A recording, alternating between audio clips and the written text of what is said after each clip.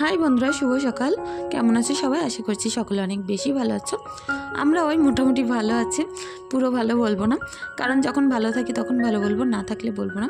ব্যক্তিগত কিছু সমস্যা আছে আর মন থেকেও বেশ খারাপ লাগছিল, যার কারণে পুরো ভিডিওটি তোমরা দেখতে পাবে যে আর এর কারণটাও বলবো কেন মন খারাপ। আর টাইটেল আর থাম্বনেল দেখে তোমরা তো বুঝতেই পেরেছো যে তোমাদের সাথে কোন বিষয়টা নিয়ে আমি আর শেয়ার করতে চলেছি। কেন আমি হিন্দু থেকে মুসলিম হয়েছি সেটাই তোমাদের সাথে শেয়ার করতে চলেছি। যাই হোক, পুরো ভিডিওটি জুড়ে পাশে থাকার অনুরোধ রইল। আশা করছি তোমাদের অনেক বেশি ভালো লাগবে। আর এখন দেখো, সুন্দর করে আমি ব্ল্যাঙ্কেটগুলো ভাঁজ করে গুছিয়ে নিচ্ছি। আর ওদিকে ঈশাও নিচে অনেক খেলাধুলো করছিল। ঈশাকে যা হোক সকালবেলাটা অতটা বেশি আমাকে রাখতে হয়নি, ওর মতো খেলা করছিল, আমি আমার মতো কাজ করছি। সকালবেলার এই কাজগুলো না কতটা বেশি দ্রুত করতে হয় সেটা একমাত্র আমিই জানি। ওদিকে ঈশা খেলা করছিল আর বারবার জ্বালাতন করছিল। ওনার যে কোনো জিনিস পেলেই সেটা মনা করে আমাকে এসে বলছিল যে মা একটা মনা তৈরি করে দাও। আর অনেক দিনের যাবৎ যেহেতু 4-5 দিন একই বিছনার চাদর পাতা ছিল, যেহেতু বাড়িতে তেমন থাকা হয় না, তার কারণে বিছনার চাদরটাও খুব একটা নোংরা হয় না। বাড়িতে বেশি থাকলে বেশি নোংরা হয়, আর তার কারণে বিছনার চাদরটা চেঞ্জ করতে করতে ঈশা এদিকে মনা আমি তৈরি করে দিচ্ছিলাম ওর টাওয়ালটা দিয়ে, আর ও নিয়ে ওদিকে খেলা করতে চলে গেছে। ওকে মনা বানিয়ে দিলাম। পাগলের মনে সদাই সুখ, অল্প কিছুতেই অনেক খুশি হয়ে যায়। ঈশান এরকমই, যে কোনো জিনিস ওকে হয়তো বেশি দিতে হয় না, ও অল্পতেই অনেকটা বেশি খুশি হয়ে যায়। আর যাই হোক, তারপরে আমি এখন বিছনার চাদরগুলো সুন্দর করে টান করে এখন আমি পেতে নিচ্ছি। আর টান বিছনা কিন্তু সবারই অনেক বেশি ভালো লাগে। সত্যি কথা বলতে কালারিং জিনিস আমার খুব একটা বেশি পছন্দ হয় না, সবসময় সাদামাটা জিনিস একটু বেশি ভালোবাসি। আর বিছনার চাদর তো বেশি পছন্দ হয় আমার সাদা কালারের। যে কোনো বিছনার চাদর দেখলে সাদাটা পরে আগে মন যায়। বাচ্চা কাচ্চার জামা কাপড় থেকে বিছনার চাদর, তারপরে যত রকমের পর্দা টর্দা সব কিছু হালকা লাইট কালার পছন্দ হয়। আগে বেশি লাইট কালার ব্যবহার করতাম, যেহেতু সিমরান বড় হয়ে গেছিলো একটু, আর ঈশা হওয়ার পর থেকে এত বেশি নোংরা করে ঘরবাড়ির জিনিসপত্র, আমি এখন লাইট কালার বলতে ভুলেই গেছি। নাইটিগুলো দেখো না, বেশিরভাগ রংচঙের লাল চাল নাইটি এখন আমার পরতে হয়। আগে না প্রচুর লাইট কালার পরতাম, কিন্তু এখন আর পরতে পারি না, যেহেতু দোকানে সারাদিন কাজকর্ম করতে হলুদ আটা চাল ডাল এসব মাপতে আমার জামা কাপড়ের অবস্থা খারাপ হয়ে যায়। আর তারপরে তো ঈশা আছেই, কোলে উঠলে একেবারে খারাপ করে দেয় জামা কাপড়। ধুলোর থেকে খেলা করতে করতে ঝপ করে কোলের উপরে উঠে দাঁড়িয়ে থাকে, বসে থাকে, কোলে থেকে আর নামে না। ও না বেশিরভাগই দেখি আমি যখনই খালি পাই ছুটে আসে, তখনই এসে পরে আগে আমার কোলে বসে পড়ে। আর যাক, তখন কি বলবো যে কি রাগ হয় মনের মতো। আমি নাইটি রোজই কাচার পরেও তারপরে ঈশাও একবার ঝাঁপ দেবে, তার ভিতরে নাইটির অবস্থা শেষ। যার কারণে দেখে এখন লাইট কালার পরা পুরো বাদই দিয়ে দিয়েছি। প্রচুর হালকা কালারের নাইটি ছিল আমার, সেগুলো দিয়ে আমি কাতা পাততে দিয়েছি। আর নিজে এখন ডিপ কালার পরি, যেহেতু বাচ্চা কাচ্চা একটুখানি বড় হোক, তারপরে আবার চেষ্টা করব নিজের পছন্দ মতন রং পছন্দের জিনিসপত্র ইউজ করার জন্য। আর এখন আমার পোটাটা একটু সুন্দর করে ঝাড়ঝুট দিয়ে নিচ্ছি। আর এর ওপরে না কাল কাদের ছাগল এসে বসেছিল, পুরো লোমে ভর্তি হয়েছিল, সেটা পরিষ্কার করে ঝাড়ঝুট দিয়ে নিয়ে ঘরটার এখন আমি ঝাড় দিয়ে নেব। আগে পুকুরের কাজটা কেন সেরে আসলাম জানো না? পুকুরে যে এতটা বেশি ভিড় হয়, যত বেলা হবে তত বেশি ভিড় হবে, আমার কাজগুলো আমি পুকুর থেকে করতেই পারি না। তার কারণে ভাবলাম লোকের ভিড় হয়ে যাবে, খাটটা গুছিয়ে ঘরটা আর ঝাড় দিলাম না, দিতে দিতে অনেক লেট হয়ে যাবে, তখন পুকুরে যতটা লাইন পড়বে আমি আর কাজই করতে পারবো না। আর আমার পুকুর আমাকে কেউ সাইডই দেয় না, কেউ আমার বলে মনেই করে না। যাক, যার যার মতন কাজ করুক, অসুবিধা নেই। আমরা গ্রামে সকলে অনেক বেশি মিলেমিশেই কাজকর্মগুলো করে থাকি। আর আজও চেষ্টা করব তোমাদের সাথে morning to night routine share করার জন্য। সকাল থেকে রাত পর্যন্ত আমি কী কাজকর্মগুলো করে থাকি, কোথায় যাই আর কি কেনাকাটা করি, সব কিছুই শেয়ার করতে চলেছি। আর যেহেতু নিমন্ত্রণ বাড়ি যাওয়ার কথা আছে না, তার কারণে একটুখানি বাজারে যাব। ঈশা আর সিমরানের কিছু জামা কাপড় লাগবে, ওদের জামা কাপড় কিনবো। আর আমার নিজের একটা ব্লাউজ কিনতে হবে শাড়ির সাথে ম্যাচিং করে। আর বলি না সাদা কালার অনেক বেশি পছন্দ, আজ একটা সাদা কালারেরই খুব সিম্পল একটা ব্লাউজ আমি আমার শাড়ির জন্য পছন্দ করে কিনে আনবো। পুরো ভিডিওটি জুড়ে পাশে থাকো, আশা করছি তোমাদের সাথে শেয়ার করলে তোমরা দেখতে পাবে যে কি কেনাকাটা করলাম, কোথায় গেলাম। আর তারপরে দেখো, এখন সুন্দর করে আমার র্যাকের ওপরে সমস্ত বাসনপত্র উপর করে নিচ্ছিলাম। আর এক্ষুনি দোকানে গিয়ে বসতে হবে, হাজব্যান্ডেরও কিছু কাজ আছে। আমি একটুখানি দোকানে গিয়ে বসলে হাজব্যান্ড কিন্তু বাজারে যাবে, গিয়ে কিছু কেনাকাটা করার আছে মালপত্র দোকানের, সেগুলো কিনে নিয়ে বাড়িতে আসলেই তারপর আমাদের নিয়ে যাবে বাজারে। আর তার মধ্যে ঈশার নতুন জামাটা আমি একটুখানি এই ডিটারজেন্টটা দিয়েই পরিষ্কার করে নেব। একটু যেন আঠালো আঠালো ভাব লাগছিল, তার কারণে এর মধ্যে একটুখানি শ্যাম্পু অ্যাড করে নিয়েছিলাম। নিয়ে বেশ হাত দিয়ে এরকম ঘষা দিয়ে নেবো, কারণ নতুন জামা না, এটা আঁচড় দেওয়া যাবে না, চটকানো যাবে না, শুধু জাস্ট একটুখানি ঘষে ধুয়ে ফেলবো। খুব একটা নোংরা ছিল না, শুধু সাদা কালার বলে কেমন জানি একটু ময়লা ময়লা লাগছিল। একটুখানি ধুয়ে সেটা মেলে দিয়ে এখন ঈশাকে লজেন্সটা ছিঁড়ে দেবো। ও না এরকম একটা ললিপপ দিলে সারাদিন খেয়ে বেড়ায়, একটা ললিপপ সারাদিন পার হলে ফুরিয়ে না ওর, একটু একটু করে চষে আর ঘুরে বেড়ায়। তারপর একটু গ্রিন টি করে নেব। সারাদিন যা অয়েলি খাবার খাওয়া হবে তাতে আর মনে হয় না গ্রিন টিতে কোনো কাজে দেবে, বৃথা চেষ্টা গ্রিন টি। তবু মন মানে না একটু খাই, ভালো লাগে গ্রিন টিটা খেতে, কারণ অনেকটা বেশি এতে একটা কষকষ ভাব আসে। আমার না লিগার তো ভালো লাগে একটু কড়া, কিন্তু গ্রিন টির লিগারটা যেহেতু অনেকটা বেশি তেতো তেতো হয়, খেতেও বেশ ভালো লাগে। আর সেটা এখন আমরা করে নিলাম। ঈশা ওদিকে বসে মাছ ধরছিল। মাছ কোথা থেকে ধরছিল যেন, চায়ের কাপ থেকে। চায়ের কাপ থেকে বারবার এটা তুলছিল নামাচ্ছিল, আর টি ব্যাগগুলো নাড়া দিচ্ছিল আর বলছিল মাছ ধরছি মাছ ধরছি। আমি সিমরানকে বললাম ওর হাত থেকে টি ব্যাগগুলো নিয়ে নাও, নিয়ে গাছের গোড়ায় যে টবগুলো আছে সেখানে রেখে দাও, দিয়ে যখন আমি গাছে পানি দেব আর এই টি ব্যাগ থেকে কিন্তু লিকারগুলো সেই গাছের গোড়ায় চলে যাবে। আমি চা করার পরে ফেলি না, এগুলো গাছের গোড়ায় রেখে দিই, যখন পানি দেওয়া হয়ে যায় তারপরেই কিন্তু আমি টি ব্যাগগুলো ফেলে দিই। আর ওইভাবে গাছের গোড়ায় একটু ভিজানো থাকলে এটা থেকে গাছও কিন্তু একটু রস পায়। আর তারপরে আসলাম মুরগিদেরকে এখন খেতে দিয়ে দেবো। বেশ কিছুটা আটা আর ময়দা একসঙ্গে করে নিয়ে এসেছি, যেটা ঘরে থাকার কারণে অনেক দিনের কারণে কেমন জানি পোকা হয়নি, কিন্তু কেমন জানি একটা গন্ধ লাগছিল। তার কারণে সেই আটা ময়দাগুলো ঢেলে দিলাম। 3টে ডিম পেরেছে, সেগুলো তুলে দিলাম, দিয়ে মুরগিদের পানি দিয়ে এখন রাস্তায় দাঁড়িয়ে আছি, কখন হাজব্যান্ড আসবে নিতে দোকানে যাব। আর ঈশা সিমরান অনেকটা বেশি খেলা করছিল রাস্তার ধারে। আমি বলছিলাম রোদ্দুর এদিকে আসো, কারণ গরমটা কিন্তু বেশ ভালোই লাগছে। আর গ্রীষ্মকাল এখনও তেমনভাবে আসেনি, গরমটা মাঝে মধ্যে পড়ছে মাঝে মধ্যে পড়ছে না, কিন্তু আজ গরমের ওয়েদারটা বেশ ভালোই ছিল। আর তারপর এখন দোকানে এসে আগে ঈশার জন্য একটুখানি পাস্তা করে নিলাম, হাজব্যান্ডকে আর সিমরানকে। কাল যেহেতু ডাল রান্না করেছিলাম, ডাল আলুটি ছিল, আর তারপরে একটা ডিম ভেজে ভেজে ভাত দিয়ে দিয়েছিলাম। তারপরে চলে আসলাম এখন ব্লাউজের দোকানে।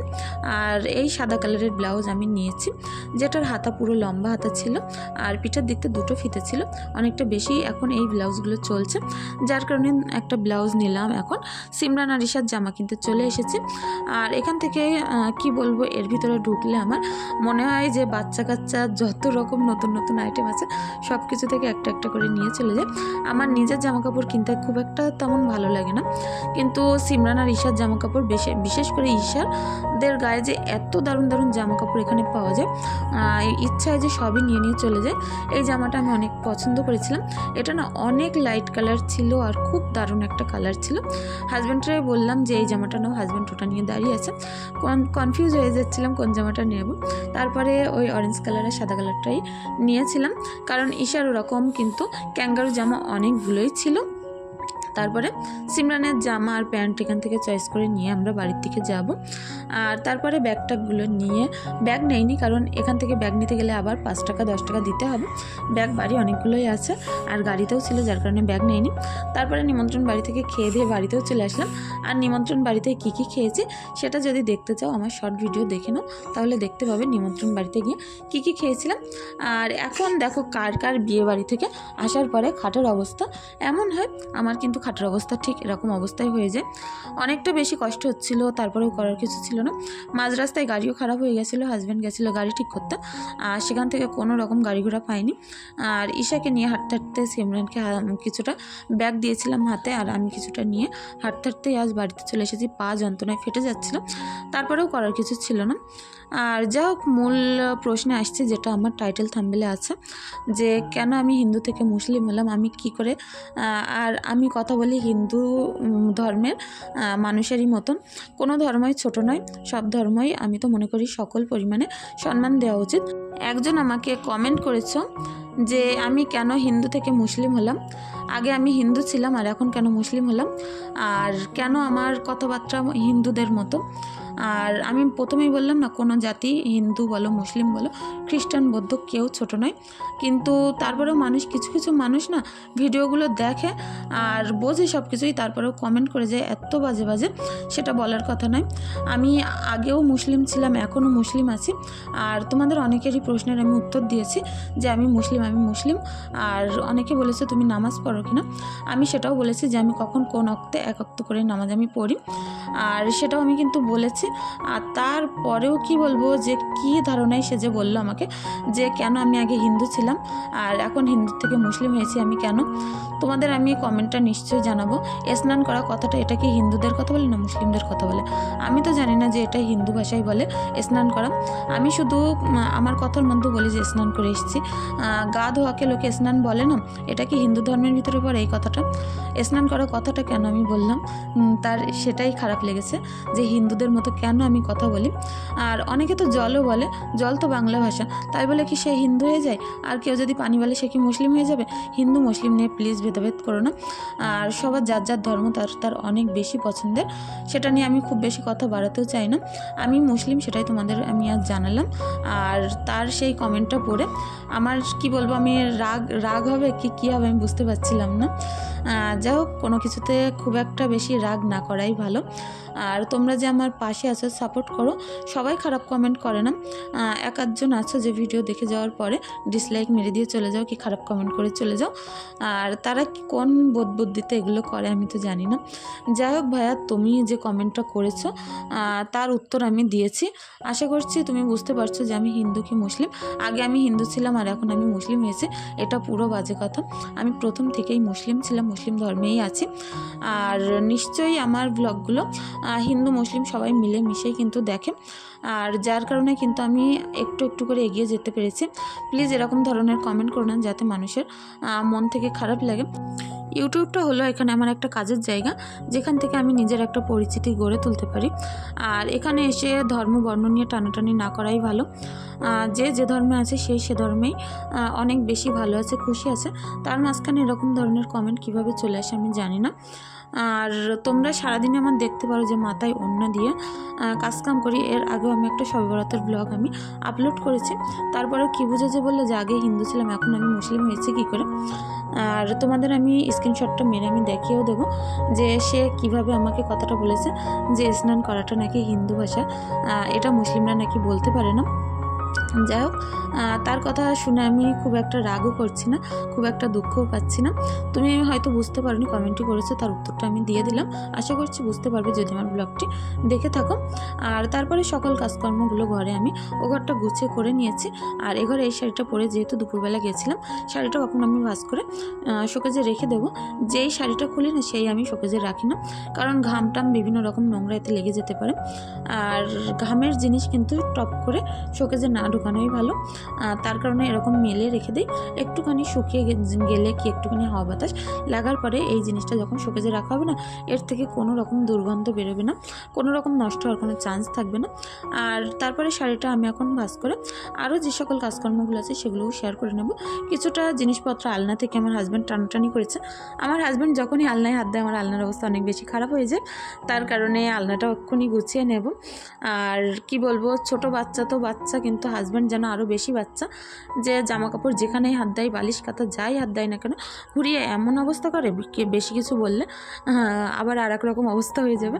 আমি যার কারণে কিছু বলি না, যেভাবে রেখে দেয় সেভাবে আমি ভাঁজ করে করে আবারও তুলে রেখে দেই।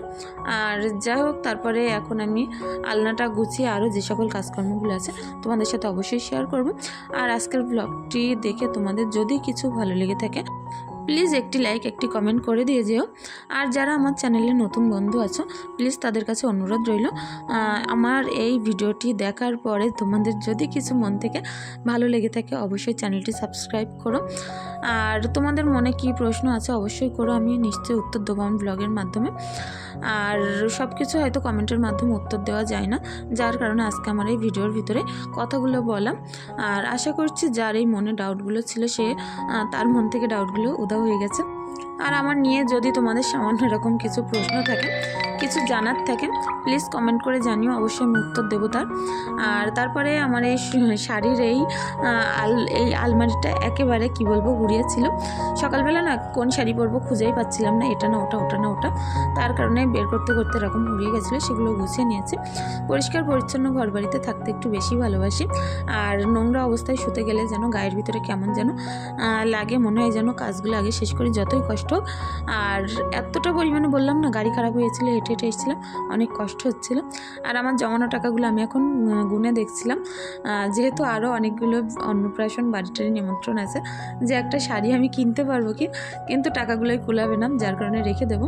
কারণ আমার একটা নতুন প্ল্যান আছে, আমার একটা নতুন স্বপ্ন পূরণের চিন্তায় আছি। তার কারণে আমি এখন কোনো রকম পয়সা, আমার যে গস্থিত পয়সা আছে, যেটা আমার ব্যবসা থেকে আমি বের করেছি, তার থেকে 1 টাকাও আমি এখন খরচা করতে চাচ্ছি না। অবশ্যই তোমরা আমার ব্লগগুলো দেখতে থাকো, দেখতে পাবে যে আমার নতুন স্বপ্ন পূরণ কী। আর অনেক দিনের অনেক কি বলবো বড় স্বপ্ন এটা আমার, সেটা আমার হয়তো সামনের দিনে পূরণ হতে চলেছে। সেটা তোমরা আমার ব্লগগুলো প্রতিদিন যদি দেখো তাহলে বুঝতে পারবে যে কি স্বপ্ন পূরণ আমি করতে চলেছি। আমার মনের অনেক বড় স্বপ্ন অনেকটা কাছে চলে এসেছে, সেগুলোই আমি তোমাদের সাথে আমার নিত্যদিনের ব্লগের ভিতরে নিশ্চয়ই শেয়ার করে দেব। আর যা হোক, পয়সা কড়িগুলো নষ্ট করব না, তার জন্যই গুছিয়ে রাখলাম। অনেক দিন ধরে না আমার এই ব্যবসার থেকে আমি পয়সা তুলে তুলে রাখছি, আর কিছু পয়সা হলে হাজব্যান্ডকে দিয়ে অন্তত বলতে পারবো যে আমার এটা দরকার, কিনে দাও। আর সেভাবেই এখন সব কিছু আছে। তারপরে দেখো এখন সুন্দর করে আমার গ্যাসটা এইগুলো মুছে নিলাম, নিয়ে ঈশার দুধটা রেডি করে ঘরে নিয়ে যাব, যেহেতু ঈশা এক্ষুনি খাবে। আর চা করে নিয়ে এখন ঘরে গিয়ে একসঙ্গে বসে আমরা খেয়ে নেব। আর যাই হোক, এখন এই বিস্কুট নিলাম ঈশা সিমরানের জন্য, কেক নিলাম, নিয়ে আমরা একসঙ্গে বসে খেতে খেতে এখন ঈশার ওদিকে ঘুম পাড়িয়ে দিয়েছি। আর সিমরানের পড়াগুলো করাচ্ছিলাম, করাতে করাতে সিমরানের যে প্রশ্নগুলো বাকি ছিল খাতা দেখে দেখে সবগুলো প্রশ্ন আমি লিখে দিচ্ছিলাম। আর যাই হোক, আজকের ব্লগটি হয়তো আর বেশি দূর কন্টিনিউ করতে পারবো না, এক্ষুনি রাতের রান্নাটাও আমাকে করতে যেতে হবে। যদি পারি তোমাদের সাথে শেয়ার করব, আর যদি না পারি প্লিজ ক্ষমা করে দিও। আর সকাল থেকে রাত পর্যন্ত চেষ্টা করলাম তোমাদের সাথে সকল কাজকর্ম যেগুলো আমি করেছিলাম সেগুলো শেয়ার করার জন্য, আর সব কিছু করলাম। তাই আশা করছি সকলে অনেক বেশি ভালো লেগেছে। আর ধন্যবাদ, এখানেই শেষ করছি আজকের ব্লগ।